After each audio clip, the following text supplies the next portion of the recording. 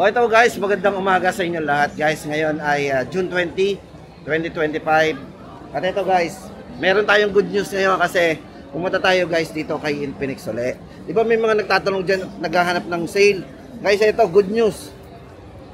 Kasi ang kanila pong yung budget po na Smart 9. Oh, di ba? Naghahanap po tayo ng budget lang.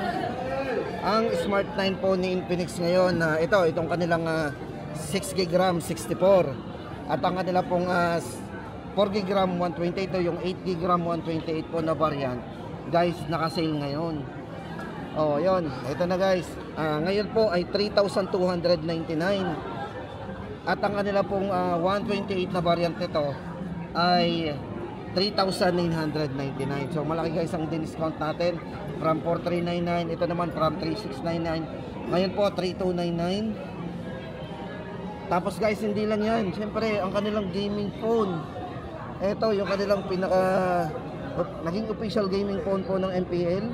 Ang GD20 Pro. From 15,999. Ngayon po ay 14,999. Naka-discount tayo ng 1,000. Pero guys, yung mga yan, for cash basis only. So, ibig sabihin guys, kapag credit card po, babalik po sa original price. So, kung tayo ay merong cash, mag-cash na lang po tayo. Yan. Kasi makaka-discount po tayo kay GD20 Pro ng 1,000. Ito magiging 14,999. At ang kanila pong Smart 9 ay 3,999 ang 128. At ang 64 naman po nito ay 3,299. Guys, sa lahat ng mga budget phone, si Smart 9 ay naka Helio G81 na, medyo mataas ang processor niyan kumpara sa mga budget phone at naka 120 refresh rate na rin ang screen, kaya sulit na sulit. Kaya guys, sulit na sulit tayo. Tapos guys, hindi lang yan, tuloy-tuloy na rin natin ang presyuhan kasi nandito na rin naman tayo. Ito para sa kanilang Hot 50. Ito yung naka 16GB RAM 256GB. Ngayon po ang price nito ay 7,199. At ito po ang atin namang update sa kanilang 040 5G. Syempre guys, sa mga naghahanap ng pang vlogging camera na mid-range ang presyuhan, ito pong si 040 5G, naka 24GB RAM 256GB.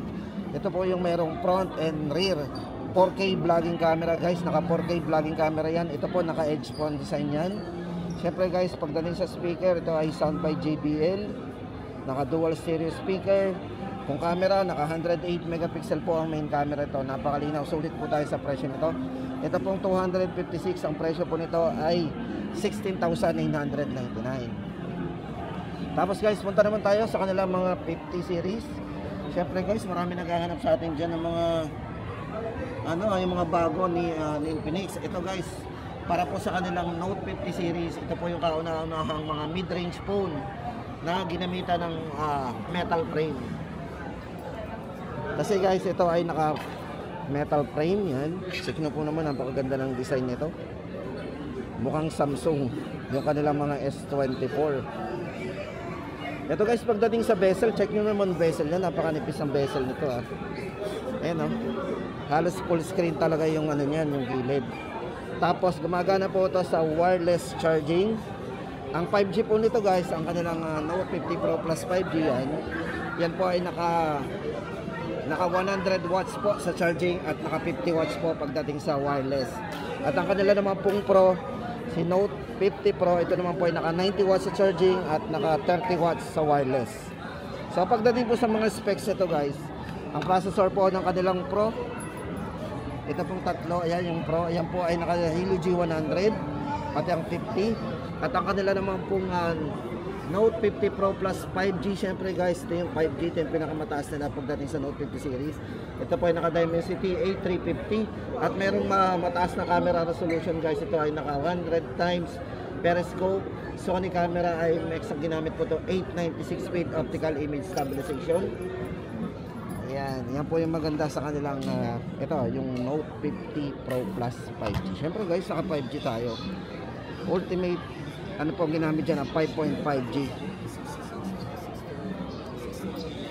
Para po sa ating presyo guys, ang kanilang Note 50 Pro Plus 5G 17,999. Tapos guys, ang kanila naman pong Note 50 Pro na may dalawang variants, ito po ay 9,999. Naka 16 GB RAM 256. At ang 24 GB RAM 256 po nito ay 11,999. At para naman po guys sa kanilang Note 50, ito naman po yung naka 45 watts sa charging at naka 30 watts sa wireless. Ito po ay 8,999. Lahat guys yan, naka 144 ang screen refresh rate. So napakataas. Tapos ito guys yung kanilang abangan po natin ang GT. Ito GT30 Pro. Ayan, sa mga naghahanap po ng gaming phone, ito po yung pinaka latest po ni Infinix sa kanilang GT30 Pro. Para po sa mga variant guys, sa mga display nila dito, ang kanila po ditong display ay itong 15,999. Ito po yung naka 24 GB RAM 512 na. Ayan. So ito 15,999. Guys, ang ginamit ditong chipset is naka MediaTek Dimensity A350. 144Hz din yung kanyang AMOLED display. At ito guys yung ginamitan ng 1.5K gaming display. At syempre bago dito meron po yung GT Trigger console level control. Ayan po, naka ano po yan GT Trigger. So kung naghahanap tayo ng gaming phone na budget lang, tama-tama sa inyo ang GT. Yan. Tapos guys, hindi lang yan, meron ding variant si GT30 Pro na ito yung variant na naka 16 GB RAM 256. Ito po ay 13,999. Ito po yun guys, ang itong mga to guys, kayang-kaya po nito yung game natin. Mostly yung mga game na malimit natin laruin, especially mga Code M, Mobile Legend Bang guys. Ito naka 120 FPS po yan all day. So lahat po ng mga nilalaro natin halos naka 120 FPS yan, kayang-kaya. At syempre guys, may free ang GT Pro Gaming Kit.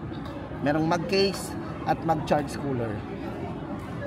Ayan guys, ang ating pinaka latest update. Tapos guys, hindi lang yan, may bagong labas din na tablet si Infinix. Ang kanila pong Xpad GT. Yan, ito po yung tablet na manipis. Napakanipis din po ng tablet na to guys. Yan guys, ang maganda dito sa tablet na to, ito yung tablet na malaking screen, naka 13 inches 13, tapos ito po yung meron 2.8K resolution at naka 144Hz po yung screen refresh rate. Napakataas po ng kanyang refresh rate. At ito ay ginamitan ng Snapdragon 888 platform ang ginamit pong chipset dito. Para po sa variant ito guys, ito ay merong 13 GB RAM 256 GB at ang presyo po nito ay 17,999. So guys, kung naghahanap tayo ng tablet na pang game, manipis at malaking screen, ito guys, naka 2.8K at 144 gaming display yan. Infinix Xpad GT. Pala guys, sorry. Ito nga pala yung ating Hot 50 Pro Plus sa mga naghahanap nga pala ng manipis lang. Ito may mga iba-ibang kulay po to. Mostly ang kulay po nila dito ay itong titanium at yung black. Para po sa presyo guys nito, 8,699. So ayan guys ang ating mabilisang update dito kay Infinix sa mga naghahanap ng cellphone. At syempre guys, yung kanilang naka-on sale, ito baka maubusan po tayo. Ang kanilang Smart 9 at ang GT20 Pro na discounted po, may less 1,000 po yan.